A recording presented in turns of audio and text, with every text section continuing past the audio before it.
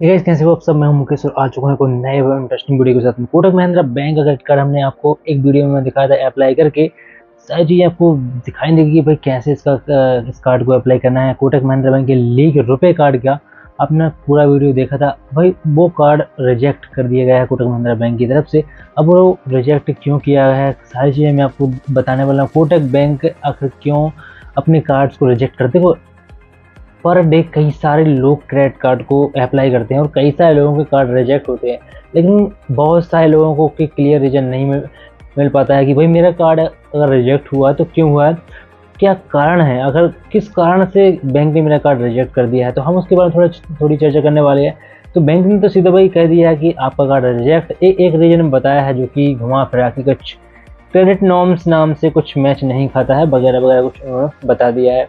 लेकिन अब हम भाई बात करेंगे कि आखिर जड़ है क्या। मेरी सिविल प्रोफाइल में मतलब 779 सिविल प्रोफाइल होने के बाद भी बैंक ने कार्ड रिजेक्ट कर दिया है। अब ये कार्ड रिजेक्ट क्यों किया है? देखो, बैंक कई सारी चीज़ें देखता है। हर एक बैंक का हर एक अलग नियम्स हैं। मतलब एक क्रेडिट कार्ड देने अप्रूवल देने के लिए कुछ उन्होंने कुछ अलग से एक चेकलिस्ट प्रकार से बनाई है कि क्या क्या चीज़ें हमें किसी भी क्रेडिट प्रोफाइल में हम जब देखेंगे तब उसके बाद में अगर वो मैच करती हैं तो हम किसी भी क्रेडिट कार्ड को अप्रूव करेंगे। बहुत सारी चीज़ें ऐसी हैं जो मतलब बैंक क्लियर रीजन एक तो बताता नहीं है, मेल और एसएमएस के माध्यम से सीधा नोटिफाई कर देता है कि आपका क्रेडिट कार्ड रिजेक्ट कर दिया है। लेकिन वो सीधा आपको कभी रीजन बताता नहीं कि आखिर ये कारण है, आपका एड्रेस में प्रॉब्लम है, आपका ईएमआई चल रहा है, या फिर आपका सिविल स्कोर कम है। मतलब ये सिंपल चीज़ें जो रहती हैं उस तरीके से बैंक कभी भी बताता नहीं है अपने कस्टमर को कि मैंने इस कारण से भाई आपका कार्ड रिजेक्ट कर दिया है। अगर ये चीज़ बैंक बता दे तो एक कस्टमर को आसान हो जाए अपना जो क्रेडिट प्रोफाइल है उसको इम्प्रूव करने में।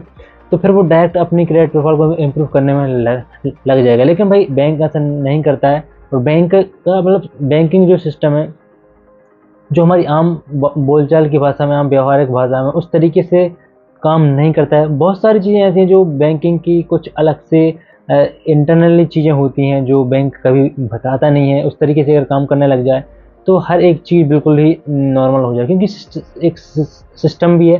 तो सिस्टम भी बाइनरी चीज़ें ही समझता है प्रोग्रामिंग से, उसको एल्गोरिथम से। हर बैंकिंग का एक अपना एल्गोरिथम है, तो एल्गोरिथम के हिसाब से वहाँ पर काम होता है। तो सारी चीज़ें एकदम रिवील नहीं होती हैं जो कि बैंकों को अपने कस्टमर को हालांकि बता देनी चाहिए। उससे एक कस्टमर को बहुत सारी हेल्प हो जाती है। तो भाई यहाँ पर बात करें कार्ड के रिजेक्शन की, 779 सिविल है उसके बाद भी वही कार्ड रिजेक्ट हुआ है। 3 से 4 कारण यहाँ पर मैं आपको बताने वाला हूँ। सबसे पहला एड्रेस। जिस एड्रेस, जिस पिन कोड और जिस एड्रेस को मैंने डाला है उस एड्रेस पर उनका ब्रांच है ही नहीं, सबसे पहला बात। तो दूसरा चीज़, जो क्रेडिट प्रोफाइल यहाँ पर कोटक बैंक ने देखी है उस पर पहले ही किसी दूसरे बैंकिंग के साथ में, दूसरे क्रेडिट कार्ड के साथ में ईएमआई ऑलरेडी चल रहा है। तीसरी जो बात है ऑफिस एड्रेस की। पहला तो हमने एड्रेस देख लिया, होम एड्रेस, तो उसके बाद ऑफिस एड्रेस। तो ऑफिस एड्रेस भी थोड़ा मतलब उस एड्रेस के ऊपर जो ऑफिस एड्रेस क्रेडिट प्रोफाइल में दिख रहा है उस पर भी कोटक महिंद्रा बैंक का कोई भी ब्रांच नहीं है। और अगर मैं बात करूं सिविल स्कोर की, तो भाई सिविल स्कोर कम होने के कारण भी आपका, हालांकि मैंने देखा है कि कई सारे लोगों का सिविल स्कोर 720 710 इस तरीके से फिर भी उनके क्रेडिट कार्ड अप्रूव हो जा रहे हैं। लेकिन यहाँ पर बात वही आती है कि कोई सिटी से बिलोंग कर रहा है तो कोई भाई विलेज एरिया से बिलोंग कर रहा है। तो ये एक बहुत ज़्यादा इंपॉर्टेंट मैटर है कि आप भाई कहाँ से बिलोंग कर रहे हैं और आपके कार्ड के ऊपर आपके पास कितने कार्ड हैं, आपके कौन से कार्ड पर कितनी ईएमआई चल रही हैं, सारी चीज़ें बैंक दिखता है।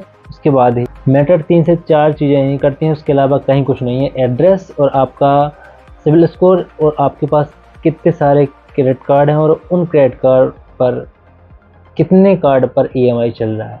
ये 3 से 4 चीज़ें ही मैटर करती हैं। और बाकी देखो, अगर आपने डिफ़ॉल्ट वगैरह किया है, किसी का आपने पेमेंट मिस कर दिया है, तो वो तो एक दूसरा ही कॉन्सेप्ट हो गया, क्योंकि हर एक व्यक्ति तो डिफ़ॉल्ट नहीं करता है, लेकिन लगभग हर व्यक्ति का क्रेडिट कार्ड बैंक रिजेक्ट कर ही देता है एक न एक टाइम पर, क्योंकि फर्स्ट टाइम तो अप्रूवल हर व्यक्ति को नहीं मिलता है।